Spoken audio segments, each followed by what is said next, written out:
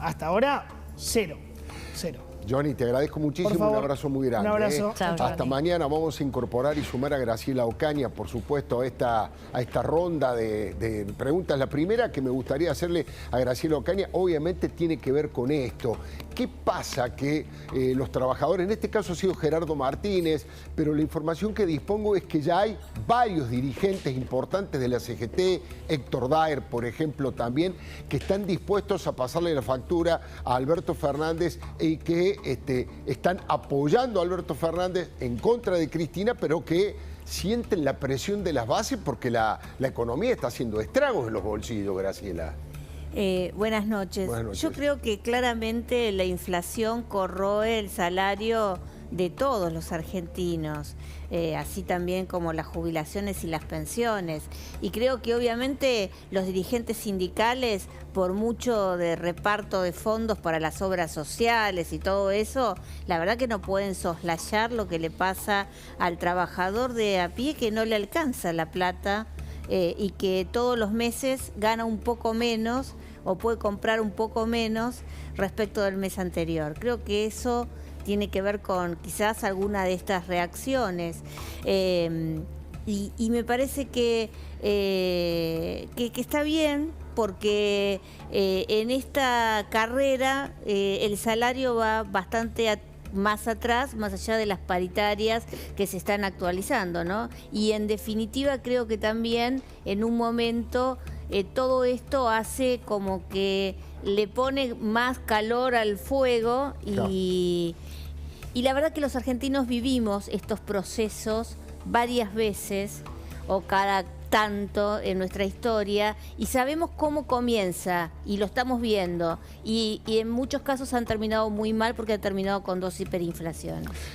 Martín, hablando de lo que contaba Johnny recién y ahora Graciela Ocaña, no le pregunté todavía qué va a pasar con el tema de la pobreza y qué va a pasar con el tema de la desocupación, que son dos preocupaciones sociales muy fuertes también, ¿no? Bueno, por cada punto, Alfredo, que aumenta la inflación en términos anuales, enviamos a 230.000 compatriotas debajo de la línea de pobreza. Cada punto 230.000 abajo de la línea. 230.000 argentinos por año, ¿no? Sí, por año, sí, anualmente. Con lo cual, indudablemente, cuando lamentablemente se mida nuevamente la pobreza, vamos a estar en niveles de pobreza mayores de los que dieron sobre fin de año. El tema del desempleo o el empleo es la baja calidad de empleo. Claro. Tenemos o sea, si bien es cierto que los últimos números de desempleo dieron mejores, estacionalmente fin de año da mejor que principios de año y el resto del año, el problema es la calidad de empleo. A mí me preocupa la calidad del salario, la calidad, y hemos tenido un deterioro, y el mayor deterioro, Alfredo, es la caída del salario real. Es decir, el salario que va corriendo por detrás de la inflación, y este es un fenómeno que lamentablemente viene desde 2018. El salario del trabajador privado registrado ha caído desde el primer trimestre de 2018 un 15%. Peor aún es la situación en los trabajadores informales, es decir, en los trabajadores que no tienen ningún tipo de cobertura, y allí la caída del salario ha sido del 25%. Allí está el problema, o uno de los problemas centrales, en la calidad de empleo y en la caída del salario. Ahora, recién, recién Ocaña mencionó la palabra o el concepto hiperinflación. Nosotros a varios de los economistas con los que hablamos en estos días nos decían, bueno, hoy no está ese escenario, sobre todo por algo que usted recién decía, que es la enorme liquidación de divisas que hay por parte del campo, que hace como una suerte de antídoto, pero el condicionamiento para una hiper se genera, se crea, ¿no? Y aquí, bueno, no estamos exentos de nada respecto a la situación política que estamos atravesando. ¿Usted cómo lo ve ese panorama o esa proyección posible? El proceso inflacionario, Débora, está creciendo escalón por escalón.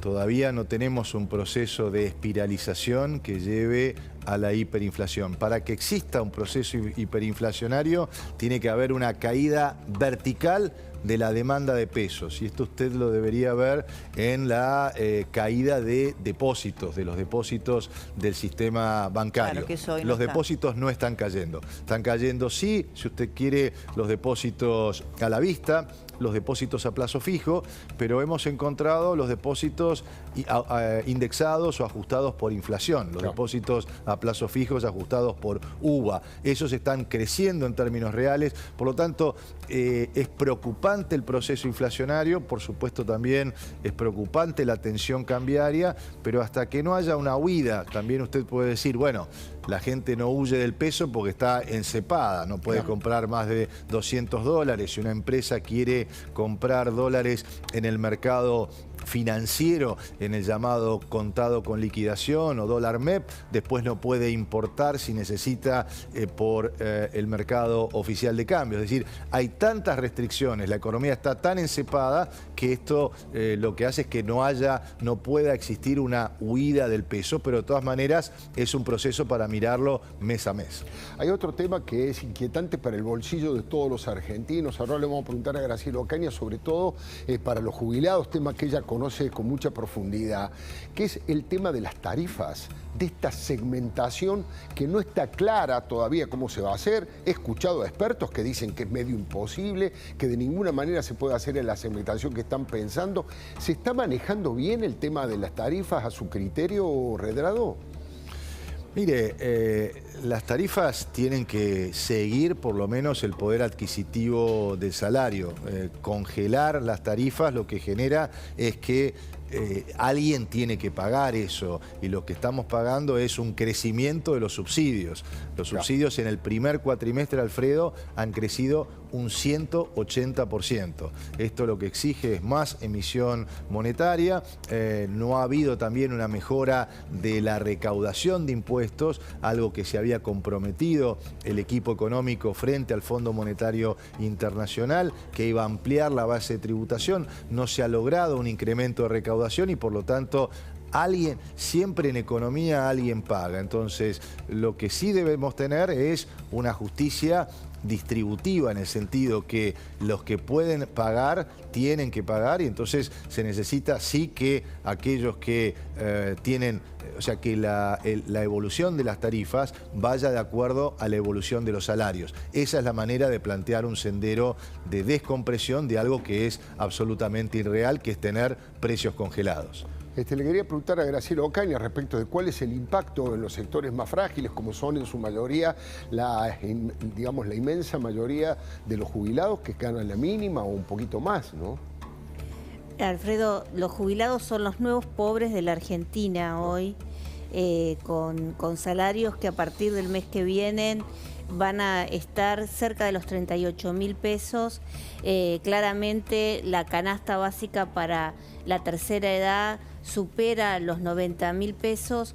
Los medicamentos es una de las cuestiones que más aumentó el tema de salud en el índice del INDEC, y esto afecta su bolsillo. Es muy preocupante la situación, ni hablar de las consecuencias que trajo la primera decisión que tomaron los Fernández, que fue suspender la movilidad jubilatoria que se había impuesto en el 2017. Si hoy rigiera, por ejemplo, los jubilados ganarían 2.000 pesos más, que para un jubilado es mucho dinero. Seguro. Y la verdad es que no vemos que a esto se le ayude, porque, por ejemplo, las prestaciones médicas, el jubilado consume una parte de sus ingresos para su salud, no son buenas. El PAMI, más allá del relato, no está dando prestaciones. Los medicamentos se han reducido en su cobertura y la mayor parte, el costo del bolsillo ha aumentado para los jubilados. Así que la verdad que los jubilados hoy están en el peor de los mundos. Supongo que las tarifas no los va a afectar, porque supongo que habrá tarifas sociales para ellos, pero de todas formas ya la situación hoy es muy preocupante. Redrado, yo sé que no va a contestar por una figura ni personalizar, por eso no se lo digo, pero quien ha propuesto, digamos, cierta dolarización de la economía, por un lado ha sido Javier Milei, por otro lado una especie de sistema bimonetario y también algún tipo de dolarización fue Patricia Bullrich. ¿Qué le parece técnicamente? ¿Es posible? ¿Es positivo? ¿Hay alguna chance? ¿O sería peor el remedio que la enfermedad? Argentina no tiene posibilidades fácticas, Alfredo, hoy de dolarizar la economía. Y esto es porque cuando observamos, analizamos cuántas son las reservas que tiene el Banco Central, las reservas netas son 7.000 millones de dólares. ¿Cuántos pesos hay en circulación, billetes y monedas circulando por la Argentina? Casi 4 millones de pesos. Con esos, perdón, 4 billones, ¿cuántas reservas en el Banco Central debería haber para que esta ecuación cierre? Bueno, depende a qué tipo de cambio usted quiera cerrar la ecuación, pero hoy por cada dólar que hay en el Banco Central hay 600 pesos en circulación. Por lo tanto, fácticamente, primero uno tendría que pensar si esta fuera una solución adecuada en, bueno, cómo la hacemos, la ponemos en la práctica. Argentina puede resistir, estábamos hablando recién de la pobreza, puede resistir una desvalorización de su moneda de esta magnitud. Además, también pensemos qué países han adoptado el dólar como su moneda. Ecuador, El Salvador, Panamá, son los 3 países que tienen el dólar como moneda de circulación.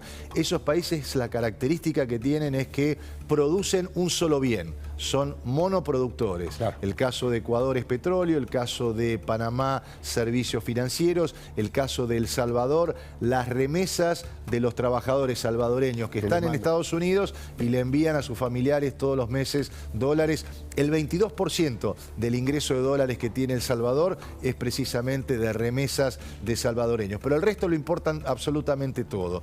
Y además, tener un tipo de cambio fijo, Alfredo, todos los vecinos con los que comercia la Argentina, en particular Brasil, claro, tienen un tipo de cambio flotante, claro, con lo cual la solución es más compleja. Yo sí estoy a favor de generar incentivos, reitero, el concepto de estímulos es la base de cómo pienso y practico política económica, claro, claro, para que los dólares físicos que están en la Argentina se puedan volcar a la construcción, se puedan volcar al consumo de bienes hechos en la Argentina. Nuestro país es el segundo país, después de Rusia, por supuesto, después de los Estados Unidos, que más dólares billetes tiene y que no están puestos al servicio de la producción y del consumo. Claro. Hay que ser creativos para generar incentivos que vuelquen eso, pero sin que se sacrifique el peso. Mire usted el sistema uruguayo, donde usted tiene el peso, pero también hay gente que ha volcado sus dólares y eso hace que la economía uruguaya tenga estabilidad y tenga crecimiento. Voy a pedirle a Débora Plager que desarrolle ahora el